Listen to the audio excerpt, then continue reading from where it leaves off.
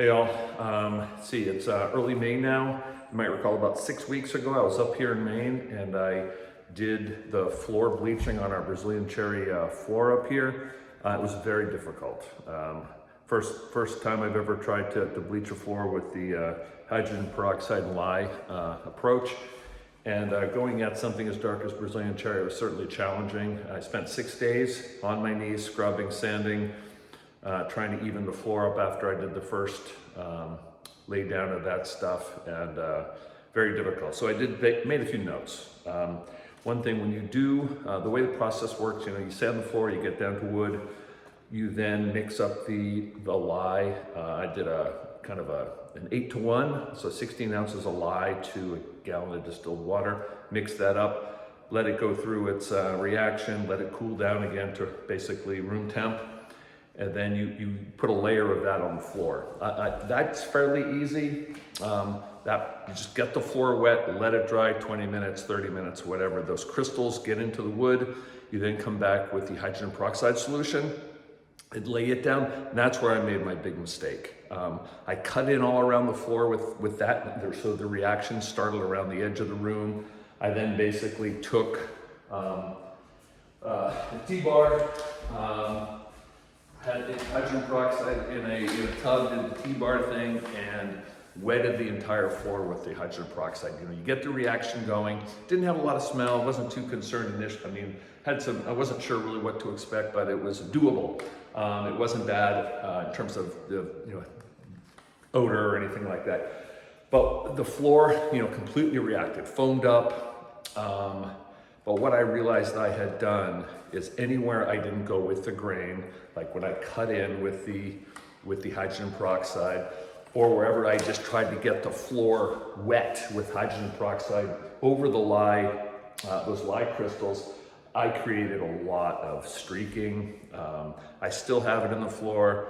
So basically the thing is, treat, especially the lay down with the hydrogen peroxide over the lye, treat it like paint. With the grain, nice and easy, and that should at least get you, it would have saved me 2 days had I done that smarter. So I spent a lot of time sanding, multiple coats.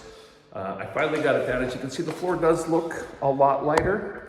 It's almost white now. Then what I did once I got it to at least where it didn't look too bad, I went ahead and put the Duracell antique white stain on it. And I think at one point I said I was going to leave it on for 15-20 minutes to soak in. That was a huge mistake. Stuff is like paint. It's very good. It's almost impossible to get off once it's on. So I let it soak into them. Basically all you have to do is touch it with that stuff and take it off. And there's, like paint, there's some areas that I went on thick, dried thick, and they are noticeable. I've tried to sand most of those out, but again, you got to treat that stuff like the pretty hardcore stain it actually is. Yeah, so that's really about it. So what I'm going to do today, I'm using Bona HD High Traffic, the two-part, basically water-based floor finish. I think it should take about a gallon and a quarter to get over this floor once. I had bought 3 gallons, so we're good to go. I'm not going to tell you. I'm basically using the T-bar approach, what they call like a snow plow, where I'm going to pour a strip of this. Bona has great videos on how they apply it, and I just watch those, and I'm following their method. So I'm not going to show you how I do it here because I'm by myself, and I want to get this floor done. It's 2-part, so you get about an hour or 2 of work time. So I need to kind of get on that, and that's it. I got a good sunny day up here, which will make it easier to see if I've missed anything. My big problem now is a lot of kind of winter houses that were cold, all the bugs went and hid. So today what I have is I've got a bunch of ladybugs, now that the house is warm, popping out of the woodwork, literally. And we've got like 6 of them on the floor now, so I'm sure I'm going to have ladybug tracks all over my finish when I'm done. I don't really know, not much I can do about that, but hopefully, I'll get maybe an hour without too many so it can harden up. But all right, so I'm going to basically, I've taped off the room. I'm going to go ahead and do another vacuum job, get some more ladybugs up. and make sure everything's good to go. And I'm gonna go ahead and put down the first coat. Mixed up the Bona. You know, two-part. Figured I was gonna have a real quick day of applying this stuff onto the this bleached Brazilian cherry floor. Well, disaster struck. Okay, so I laid my Bona down. As you can see, it instantly started turning the floor. There was a reaction. It's probably not on the finish, but also, look at this. So this is like, you know, the Bona finish has reacted with something on this floor. I don't know what it is. My guess is it's something from the bleaching solution, you know, the lye and hydrogen peroxide. I neutralized it with vinegar after I did it. But so obviously I've got 3 gallons of this stuff, and clearly this is not gonna work. It looks terrible now.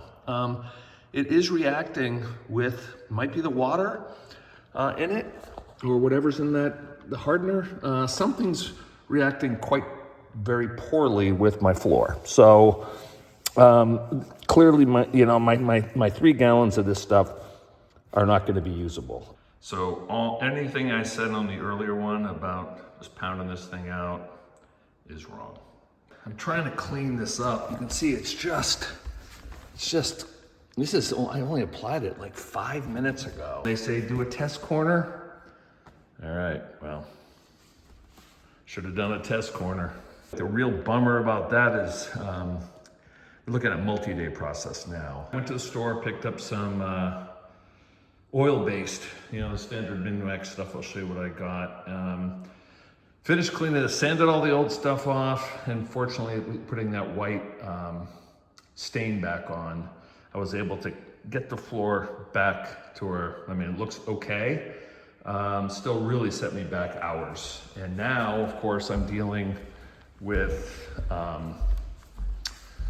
real oil-based finish, which means I'm gonna be not getting this done today. So I've got a gallon of Bona 2-part right here that has been mixed with the hardener. So this whole gallon of stuff is pretty much junk.